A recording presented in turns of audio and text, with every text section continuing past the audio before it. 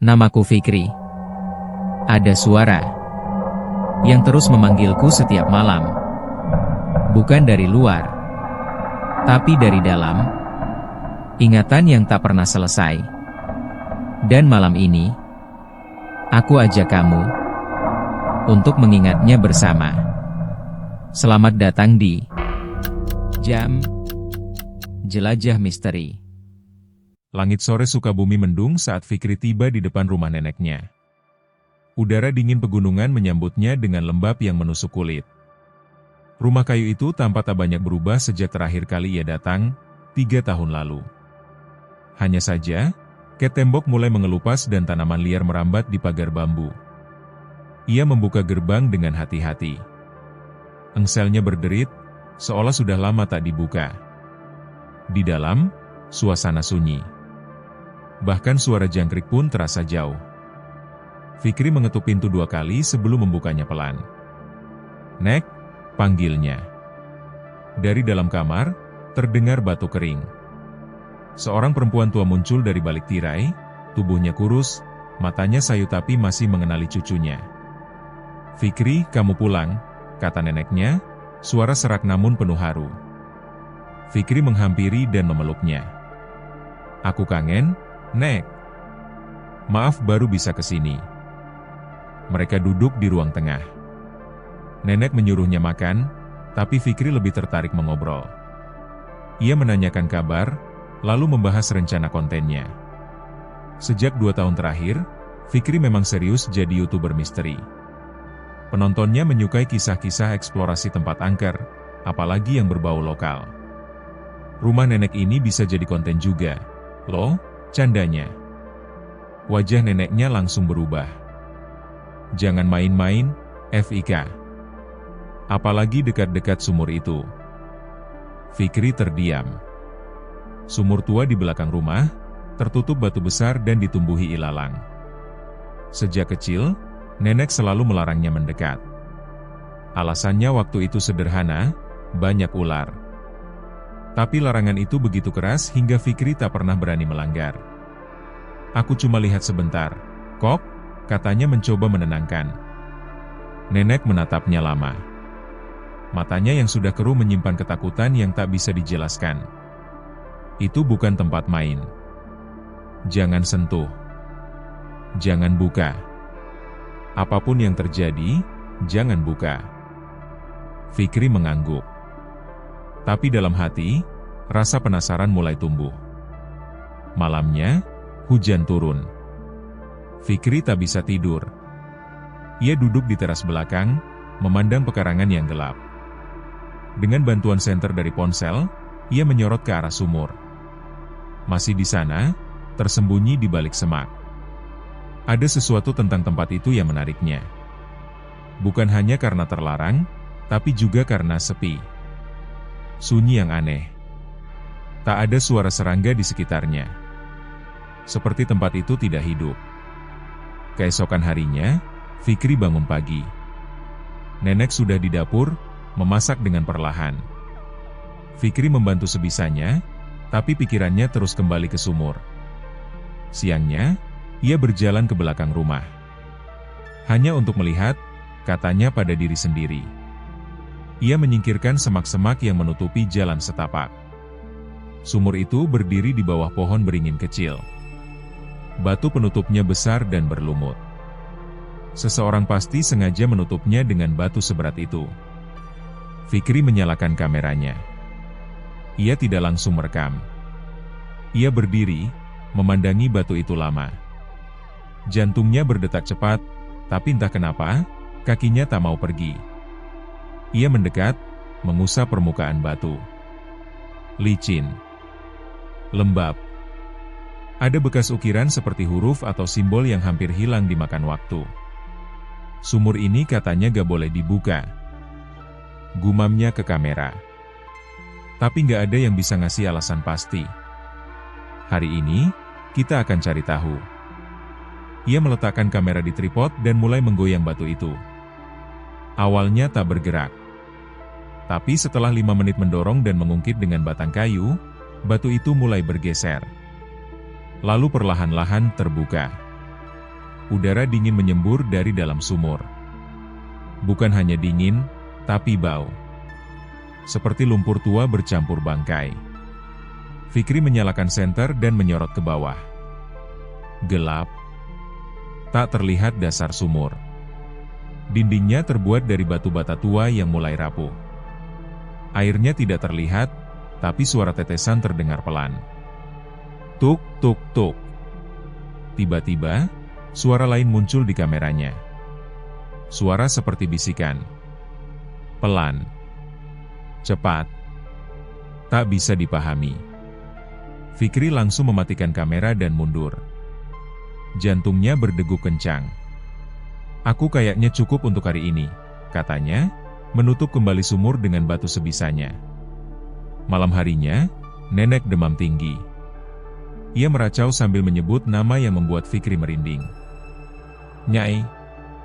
Nyai Tumpak, jangan biarkan dia buka, jangan. Fikri duduk di sisi ranjang, menggenggam tangan Nenek. Nek, tenang. Ini Fikri. Aku di sini. Tapi Nenek terus menggigil. Matanya tak terbuka. Bibirnya komat-kamit. Nyai Tumpak itu siapa? Nek, bisik Fikri, tapi Nenek tak menjawab. Saat Fikri pergi ke dapur untuk mengambil air, ia merasa ada yang mengikutinya. Langkah kakinya sendiri terdengar bergema, padahal rumah ini kecil. Saat ia kembali ke kamar, Neneknya sudah tenang. Nafasnya pendek-pendek, lalu hilang. Fikri duduk terpaku. Sejak hari itu, semuanya berubah. 2 hari kemudian, Fikri kembali ke kota membawa kesedihan dan pertanyaan. Ia menyimpan kamera dan rekamannya untuk nanti. Tapi di dalam hati, ia tahu sesuatu mulai bergerak. Dan itu bukan sekadar rasa bersalah. Malam pertama di apartemen, Fikri mendengar suara tetesan air dari kamar mandi. Ia pikir itu biasa. Tapi saat dicek, keran masih kering. Namun di cermin, ada bekas tangan. Basah. Seperti baru keluar dari dalam air. Dan suara bisikan itu muncul lagi. 3 hari setelah pemakaman neneknya, Fikri masih belum bisa tidur nyenyak. Di apartemennya di Jakarta, suasana terasa dingin dan aneh. Ia mencoba mengabaikan suara-suara dari kamar mandi, menganggap semuanya hanya efek kelelahan dan emosi yang belum stabil. Namun, malam keempat, kejadian aneh semakin sulit dijelaskan. Pukul 2 pagi, Fikri terbangun karena mendengar suara bisikan. Awalnya samar, seperti suara angin melewati celah pintu. Tapi makin lama, bisikan itu jelas terdengar dekat, sangat dekat. Ia duduk, menyalakan lampu samping ranjang, tapi kamarnya kosong. Ketika ia bangkit dan menuju kamar mandi, lampu tiba-tiba mati sendiri. Klik. Gelap total. Fikri berdiri di lorong apartemennya yang sempit, hanya ditemani cahaya dari layar ponsel. Saat mengarahkan senter ke kaca cermin di kamar mandi, ia terpaku. Ada bekas telapak tangan, basah dan berlumpur, menempel di bagian tengah cermin. Seolah seseorang baru saja menyentuhnya dari dalam. Fikri mundur. Ini gak normal? Ia menutup pintu kamar mandi dan kembali ke tempat tidur dengan napas tidak beraturan. Dalam kepanikannya, ia membuka laptop dan mulai memeriksa kembali hasil rekaman dari sumur di Sukabumi. Video itu belum ia edit, hanya disimpan begitu saja setelah kejadian hari itu. Saat diputar, bagian awal tampak biasa. Fikri terlihat sedang menjelaskan larangan dari nenek, lalu mulai membuka batu penutup sumur. Namun, di menit ke-12, muncul sesuatu yang tak pernah ia dengar saat merekam langsung. Suara bisikan. Pelan, seperti menyebut namanya. Fikri. Ia pause video. Jantungnya berdetak lebih cepat. Ia maju beberapa detik. Di dalam sorotan senter, ada sesuatu yang muncul sepersekian detik dari balik sumur. Seperti wajah, pucat, rambut basah, matanya hitam pekat menatap ke atas sebelum menghilang. Fikri langsung menutup laptop dan berdiri. Gue harus tahu ini apa. Keesokan harinya, ia memutuskan kembali ke Sukabumi. Ia tidak memberitahu siapapun, hanya membawa peralatan rekam, senter, air, dan pakaian secukupnya. Dalam hati, ia tahu ini bukan sekadar rasa penasaran. Ia merasa dihantui. Sesuatu dari dalam sumur itu telah ikut bersamanya. Setibanya di rumah nenek, udara terasa lebih dingin dari biasanya. Rumah itu kini kosong. Sepi. Hanya ada suara angin menerpa dedaunan dan pintu kayu yang berderit perlahan. Fikri memasuki rumah, membawa tasnya ke dalam kamar, lalu langsung menuju ke belakang. Sumur itu masih di tempat yang sama. Batu penutupnya terlihat sedikit tergeser. Fikri yakin, sebelum ia pergi, batu itu sudah ia kembalikan ke posisi semula. Tapi kini, tampak seperti ada yang mendorong dari dalam. Dengan tangan gemetar, ia kembali menyalakan kamera. Kali ini, ia ingin melihat lebih dalam. Ia memasang lampu sorot dan tali pengaman yang dikaitkan ke pohon terdekat, lalu mengikat satu ujungnya ke pinggang. Ia tahu ini berbahaya, tapi ia merasa harus tahu isi sumur itu. "Kalau aku nggak balik dalam 10 menit, kalian tahu harus kemana," katanya ke kamera, setengah bercanda, setengah serius. Dengan perlahan, Fikri menuruni mulut sumur, kaki menjejak batu-batu tua yang licin dan rapuh. Bau lumpur semakin kuat, dan semakin ke bawah, udara makin lembab dan berat. Setelah turun sekitar 3 meter, ia menemukan semacam lorong sempit di sisi dalam dinding sumur. Lubang itu cukup besar untuk orang dewasa merangkak masuk. Senter diarahkan. Lorong itu tidak gelap total, ada semacam cahaya biru redup dari dalamnya. Fikri ragu sejenak, lalu merangkak masuk. Lorong itu pendek, dan hanya sekitar 10 meter dari mulutnya, ia tiba di ruangan kecil yang dindingnya dipenuhi coretan kuno. Ada simbol-simbol aneh, gambar perempuan dengan mata tertutup, dan tangan-tangan menggapai dari bawah.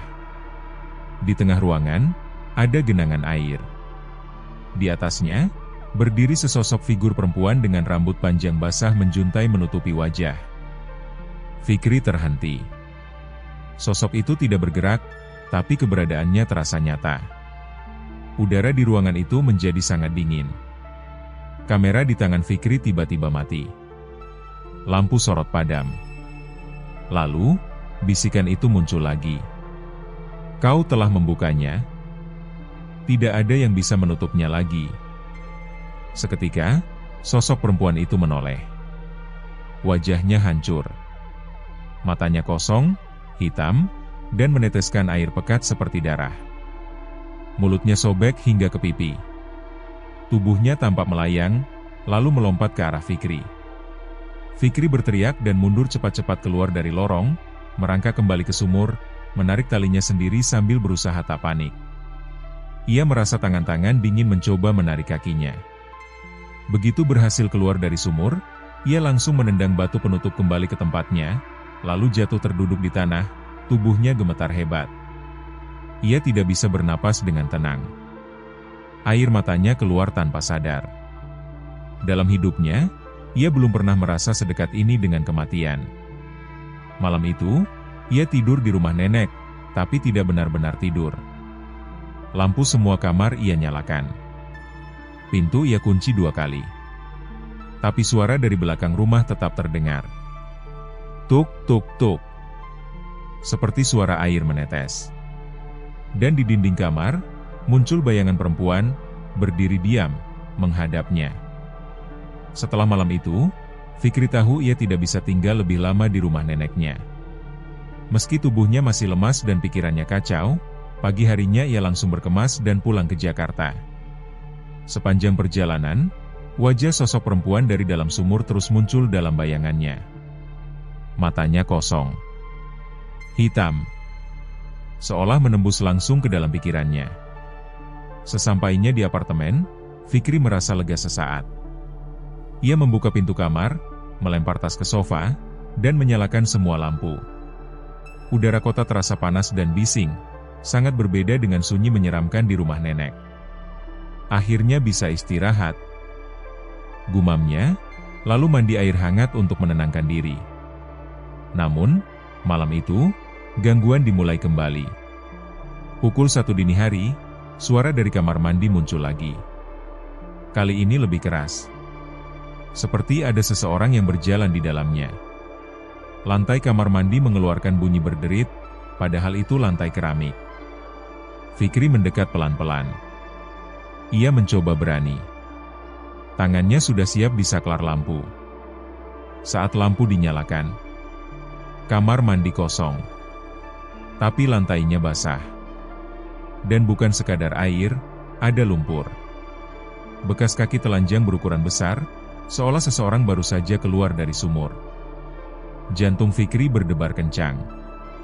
Ia mundur, mengambil handphone, dan mulai merekam. Ini nyata, katanya pelan. Ada sesuatu yang ikut pulang sama gue. Ia berjalan ke ruang tengah, menyalakan semua lampu, dan duduk di sudut ruangan sambil memeluk lutut. Tapi bahkan di tempat paling terang pun, rasa tidak aman itu tidak hilang. Keesokan harinya, Fikri mulai kehilangan fokus. Ia mencoba bekerja, menyusun naskah video baru, tapi pikirannya kacau. Ia membuka file video eksplorasi sumur untuk mencari petunjuk. Apa yang sebenarnya ia bangunkan dari dalam sana? Saat ia mempost video di detik tertentu, terlihat jelas, sosok perempuan di dalam sumur muncul bukan hanya sekali. Ada satu momen, wajahnya benar-benar muncul tepat di belakang Fikri saat ia merekam monolog.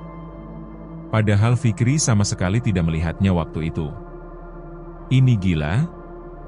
Ia memutar ulang bagian tersebut beberapa kali. Dan setiap kali melihat wajah itu, rasa dingin menjalar ke tulang belakangnya. Tanpa sadar, lampu di ruangannya tiba-tiba mati. Klik. Gelap. Fikri terdiam. Hanya layar laptop yang menyala, memantulkan wajahnya sendiri. Tapi di layar, ada bayangan lain di belakangnya. Seseorang sedang berdiri. Ia menoleh cepat. Tak ada siapa-siapa. Tapi saat kembali ke layar laptop, wajah di bayangan itu kini lebih dekat. Dan kali ini, Fikri mendengar suara napas di telinganya. Berat. Basah. Seperti makhluk yang baru saja bangkit dari lumpur. Fikri menutup laptop keras-keras dan berdiri. Gue gak tahan lagi. Hari berikutnya, ia pergi ke toko buku tua di bilangan Kuitang, mencari buku-buku tentang legenda Jawa Barat, kutukan, dan penunggu sumur. Di sana, ia bertemu seorang pria tua yang menjaga toko, namanya Pak Harso. Fikri menceritakan sedikit, tanpa menyebut semua detail. Tentang sumur tua. Tentang larangan neneknya. Tentang sosok perempuan yang muncul setelah penutupnya dibuka. Pak Harso menatapnya serius, lalu mengangguk pelan. Nyai Tumpak, katanya. Penunggu air. Legenda tua dari daerah pegunungan.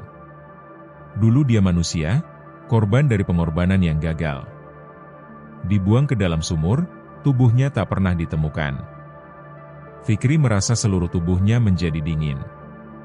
Ada yang bilang, lanjut Pak Harso, kalau segel sumur itu dibuka, arwahnya akan ikut siapapun yang membangunkannya. Dia nggak terikat tempat, dia terikat pada orang. Jadi meski saya sudah jauh dari sana, dia tetap ikut? Tanya Fikri pelan. Pak Harso menatapnya tajam. Kalau benar kamu yang membangunkannya, iya. Sekarang dia bersamamu. Dan makin lama kamu membiarkannya, makin kuat dia tumbuh. Fikri menggigit bibir, mencoba berpikir jernih. Apakah ada cara mengembalikannya? Pak Harso diam. Lama. Ada, tapi tidak mudah.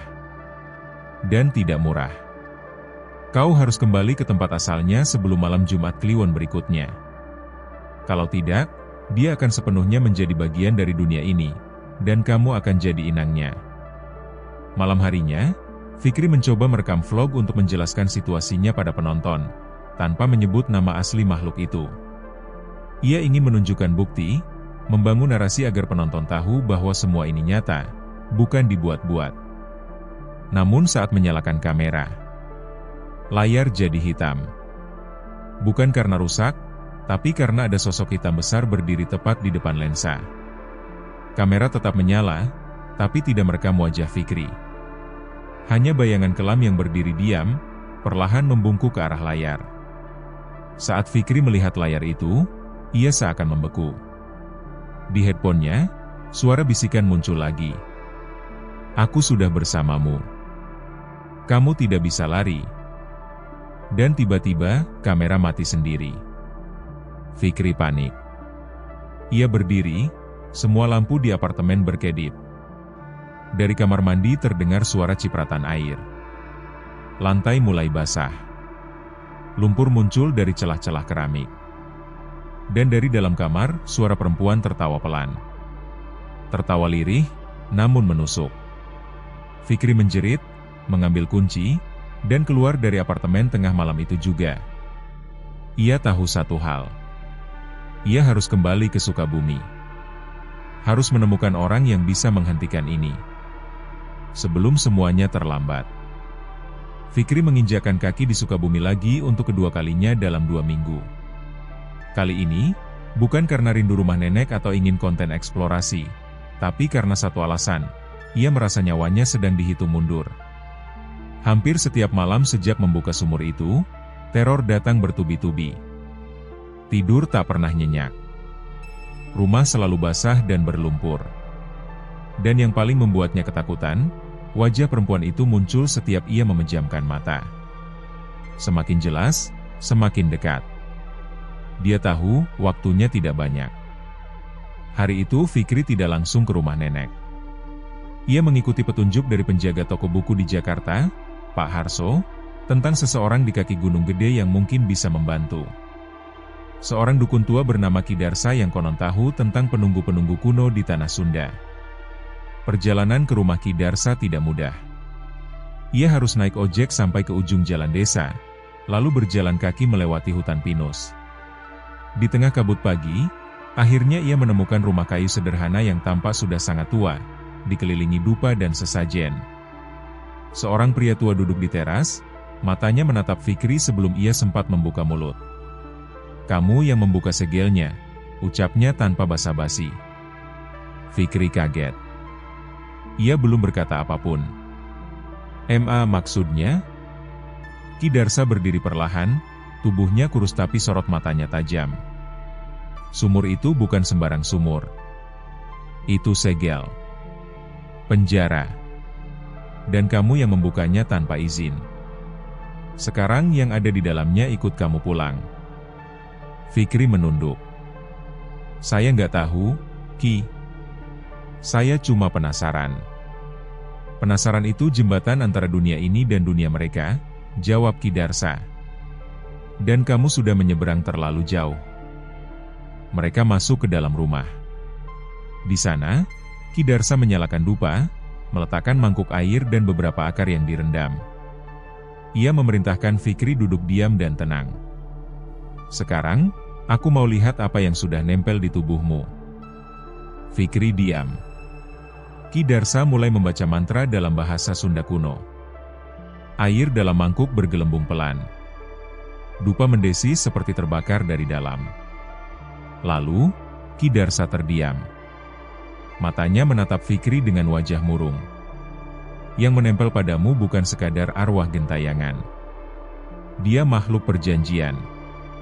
Perempuan yang dikorbankan secara paksa dan jadi penjaga segel antara dua alam." "Nyai Tumpak?" tanya Fikri pelan. Ki Darsa mengangguk. Nama itu berasal dari kata, ditumpak, atau ditindih. Karena dulu, tubuhnya dikubur hidup-hidup di dasar sumur, ditindih batu besar, supaya tidak keluar. Fikri menelan ludah.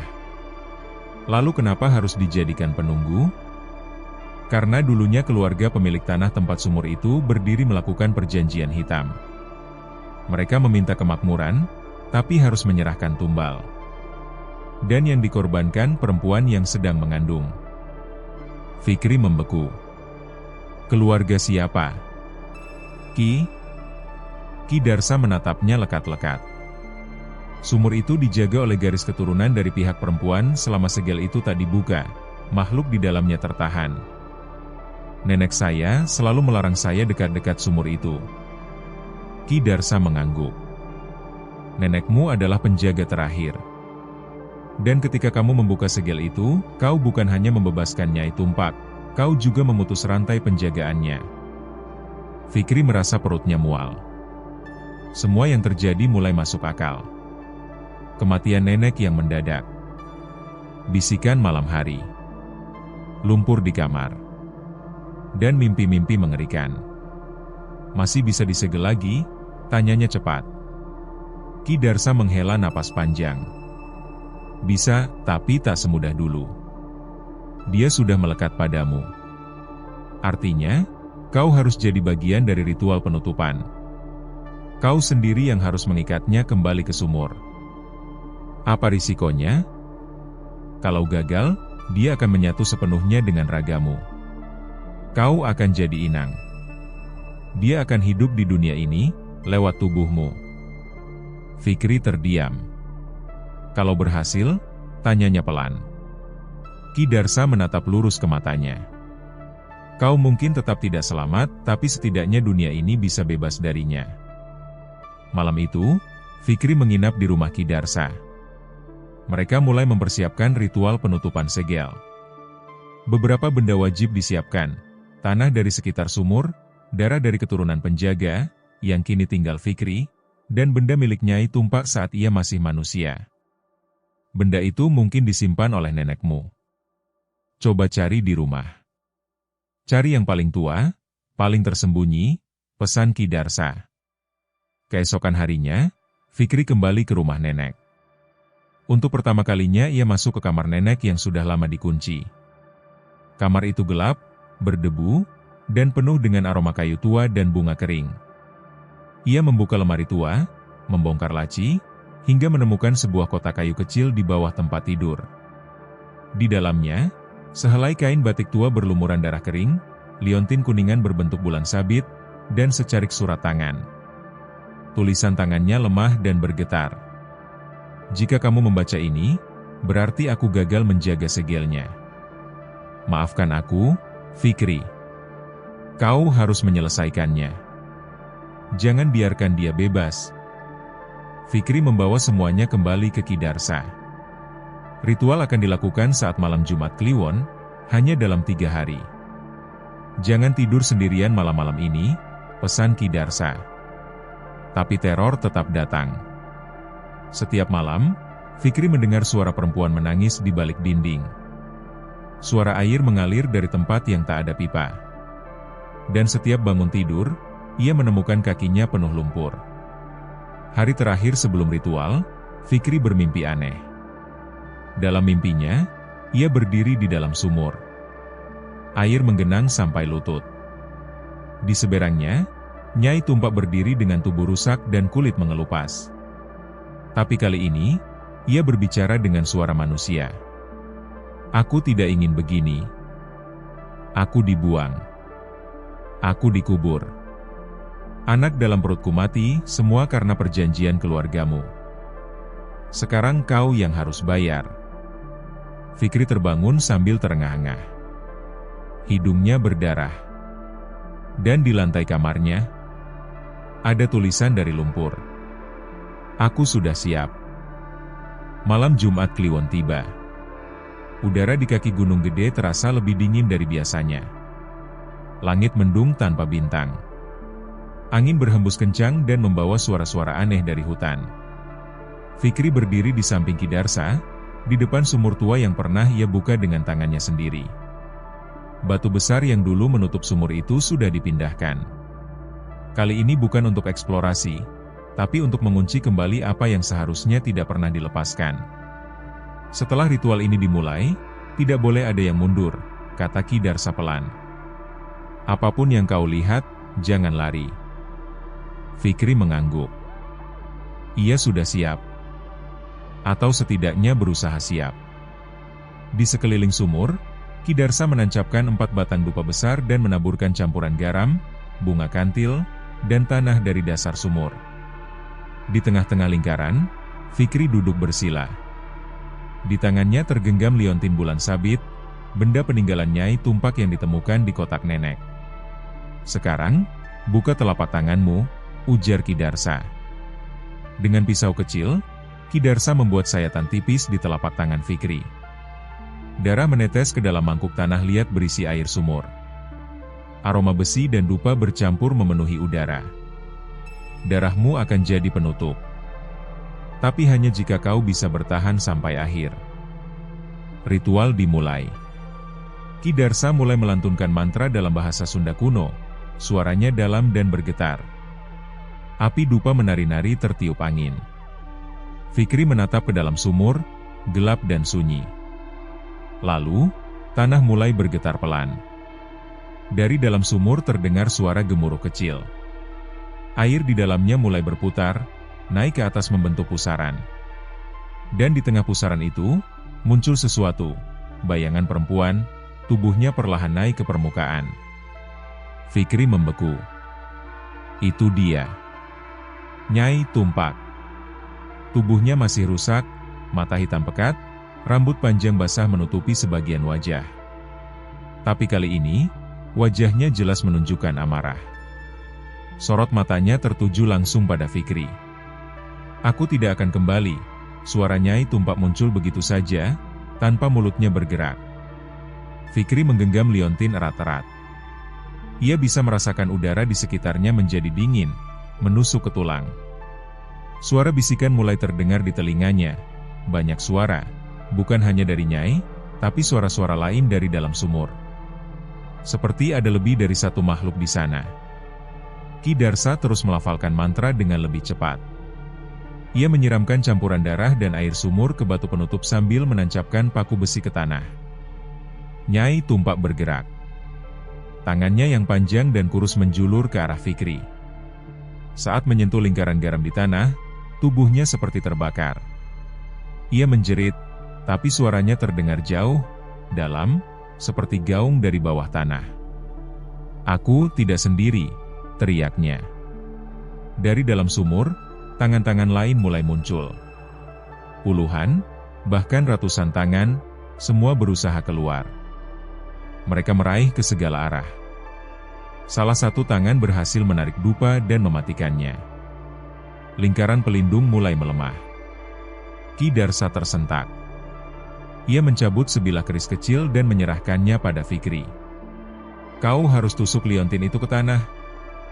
Sekarang, di tengah lingkaran. Fikri bergetar, tapi ia tahu, ini saatnya. Ia berdiri perlahan, berjalan ke tengah lingkaran, meski angin semakin kencang dan suara jeritan semakin melengking.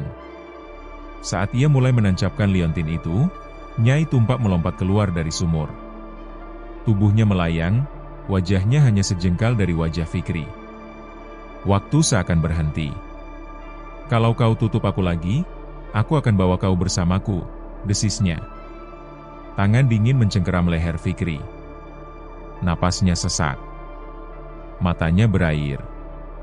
Tapi dengan sisa tenaga, ia menancapkan liontin itu ke tanah, tepat di tengah simbol yang digambar Ki Darsa. Ledakan cahaya biru memancar. Suara jeritan memekakan telinga. Angin berhenti. Semuanya hening. Fikri terbangun beberapa jam kemudian. Tubuhnya tergeletak di tanah, mulutnya berdarah, tapi ia masih hidup. Batu besar kembali menutup sumur. Di sampingnya, Ki Darsa terduduk lemas tapi tersenyum. Kau berhasil, bisiknya. Fikri menatap ke sekeliling. Dupa semua padam. Lingkaran sudah hancur. Tapi aura gelap itu, sudah hilang.